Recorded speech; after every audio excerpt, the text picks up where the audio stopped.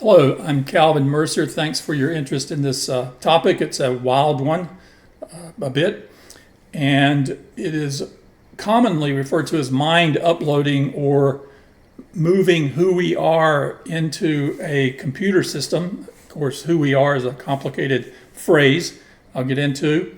The technical term is whole brain emulation, or mind uploading. So it's a complicated question because the goal of those who are working on this, or I think the goal for most people who are working on this or interested in this, is to preserve who they are, to, in a sense, escape death.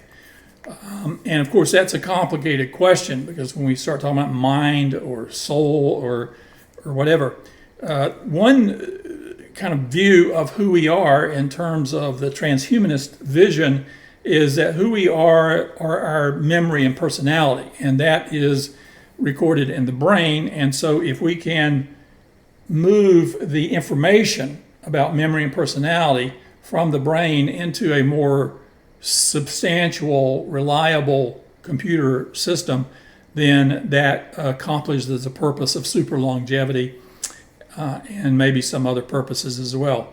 In any case, we are admittedly on this topic a good ways off. I don't know how far that is, but it is being discussed by very serious people. Nick Bostrom, who directs the Future of Humanity Institute at Oxford, basically lays out in some detail how this could be done: scan the brain, construct a neural network of the brain, and then put in that into a potent computer. He argues, rightly or wrongly, that no laws of physics are being violated. There is at least one company out there who is working on this. I think the company is called Carbon Copies. The last time I looked at it, there was some quite detailed explanations on the website about the work that they're doing.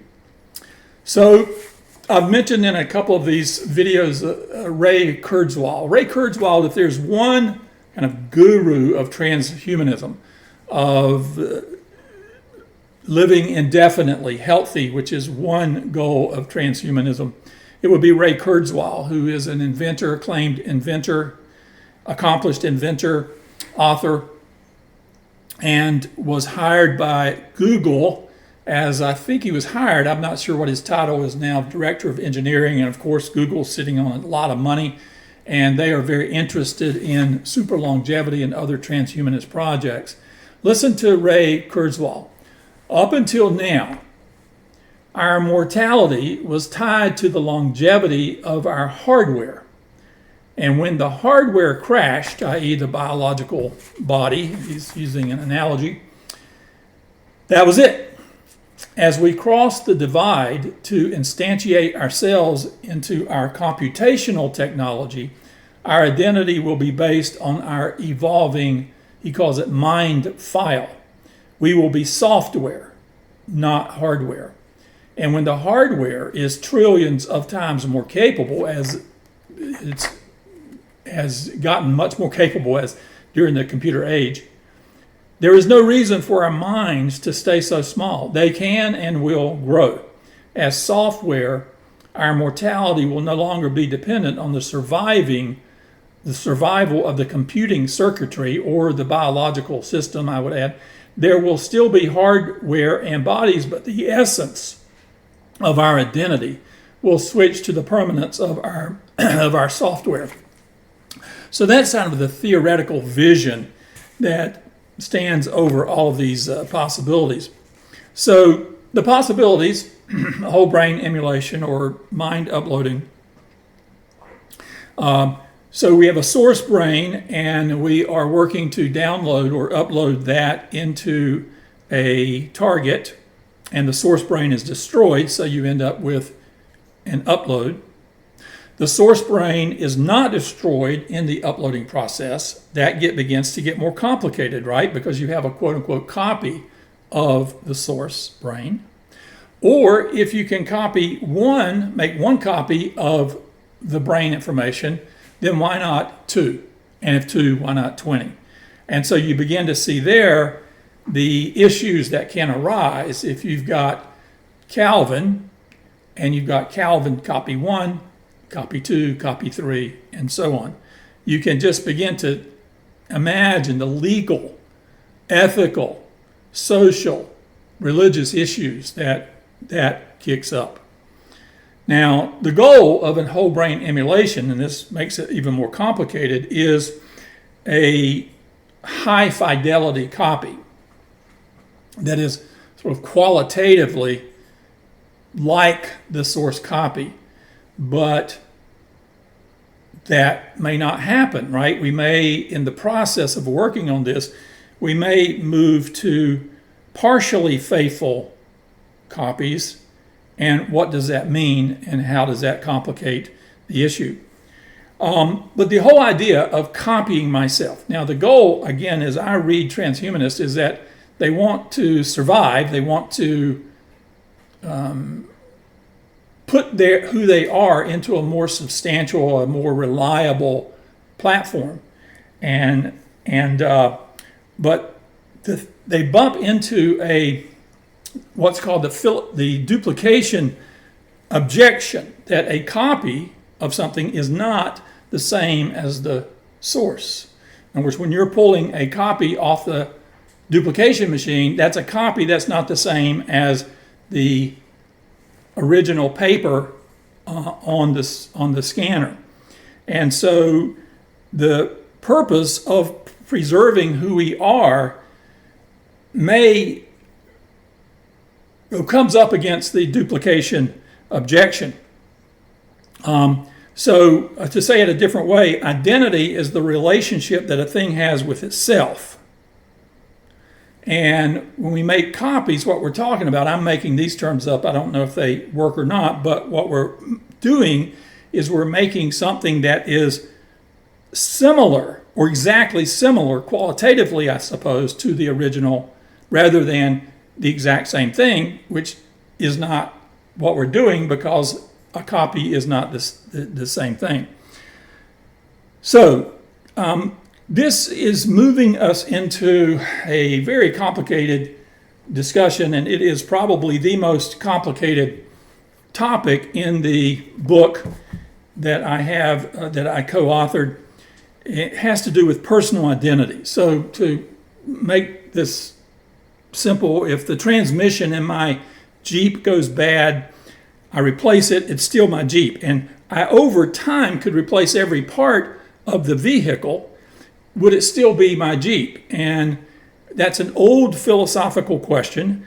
Because the idea, generally speaking, most people have, is that yes, over time we could keep replacing parts of the body through regenerative medicine, tissue engineering, and so on, and it would maintain personal identity. I mean, we do this all the time, right? Somebody commits murder at age 18, they are still in prison and responsible for that at age 20.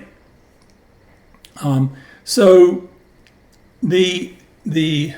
one of the philosophical context for all of these kinds of discussions is personal identity goes back to John Locke, a philosopher, that personal identity is a continuity or overlapping chains of mental states, like memories, desires, and interests that overlap. And you can see that this is a very complicated issue, and I unpack it in more detail in the book. But once we get to the point of making copies, then it raises questions about personal identity. It raises questions, for example, which some religious people have been very, very intense about the role of physicality, the role of the body, right? So if we pull, for example, from the monotheistic traditions, they are very physicality oriented. I mean, if you look at the sweep of the Jewish Christian tradition, creation, incarnation, a new heaven and earth, for Pete's sake, Christians eat the body in their sacred ritual of the Lord's Supper or the Eucharist. And so the body is very important. And I've had colleagues who say that if we begin to move into mind uploading and digital existence and so on, that we are ignoring a necessary feature of what it means to be a human being. I've actually pushed back a little bit on this to get a little bit into weeds. The Apostle Paul, one of the important early Christian thinkers, talked about the resurrection as soma pneumatikons, body spiritual. And the body spiritual is a body that in the resurrection, the hope, the future life that is imperishable, powerful, and glorified. And so you can almost look at some of the possibilities with tissue engineering and regenerative medicine as a way of sort of clothing into a new body, if you will. In other words, for Paul, at least, the body does not have to be the traditional or familiar biological body. It is transformed.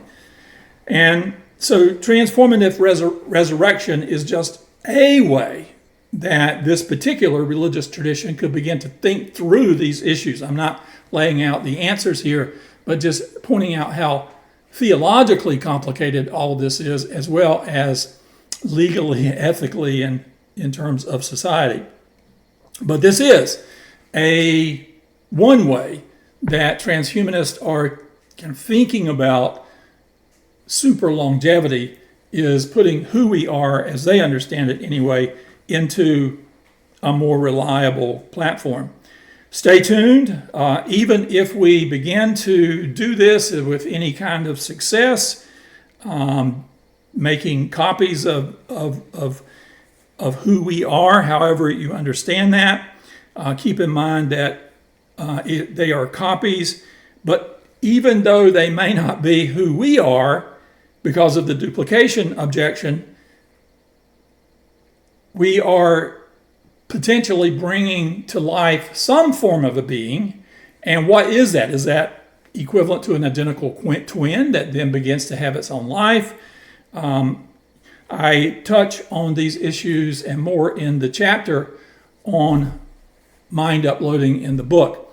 But it's very interesting and complicated. And welcome to the future. Thank you.